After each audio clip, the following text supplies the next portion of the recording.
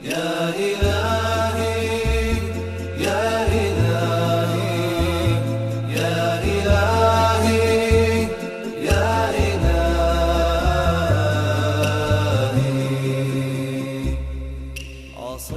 আমরা যারা পাপ কাজে লিপ্ত আছি, আল্লাহ আমাদের মনের ভেতরে সংকোচ, অস্বস্তি আর দুশ্চিন্তা অনুভব করিয়ে দেন।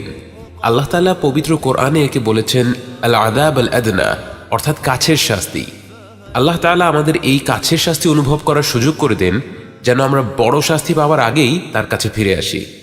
কারণ কি? শুনুন। وَلَنُذِيقَنَّهُم مِّنَ الْعَذَابِ الْأَدْنَى دُونَ الْعَذَابِ الْأَكْبَرِ لَعَلَّهُمْ يَرْجِعُونَ ظَهَرَ الْفَسَادُ فِي الْبَرِّ وَالْبَحْرِ بِمَا كَسَبَتْ أَيْدِي النَّاسِ لِيُذِيقَهُم بَعْضَ الَّذِي عَمِلُوا لَعَلَّهُمْ يَرْجِعُونَ। যে তওবা করে তার প্রথম পুরস্কার হচ্ছে জান্নাহ। এটাই কি যথেষ্ট না? কিন্তু শুধু তাই নয়, সে আখিরাতের আগে এই দুনিয়ার জীবনেও সুখে শান্তিতে থাকবে। من عمل صالحا من ذكر أو أنثى وهو مؤمن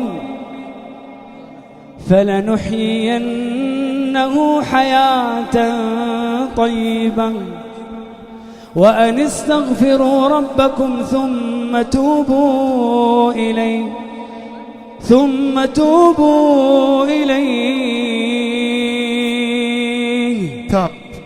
يمتعكم متاعا حسنا إلى أجل مسمى। আচ্ছা ঠিক আছে, মানলাম যে আমি আল্লাহর কাছ থেকে এই পুরস্কারটা চাই, আমি তওবা করে আল্লাহর কাছে ফিরে আসতে চাই। কিন্তু একটা সমস্যা আছে, আমি তো অনেক অনেক গুনাহ করেছি, আমি অনেক অনেক খারাপ কাজ করেছি।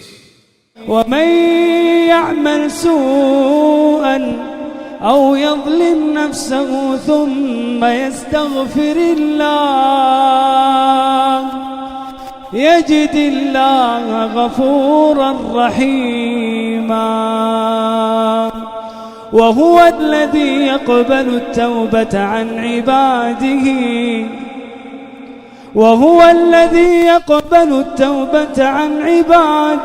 ويعفو عن السيئات। শেখ আমি এই যে এখন আপনার সাথে আছি, আমি কিন্তু এখনো ঈশার নামাজটাও পড়িনি। ويعفو عن السيئات আমি আপনার সাথে অপবিত্র অবস্থায় বসে আছি। ويعفو عن السيئات আমার পকেটে গাঁজা পর্যন্ত আছে। ويعفو عن السيئات জিনা। ويعفو عن السيئات ويعلم ما تفعلون لواط إلا من تاب وآمن وعمل عملا صالحا فأولئك يبدل الله سيئاتهم حسنات وكان الله غفورا رحيما۔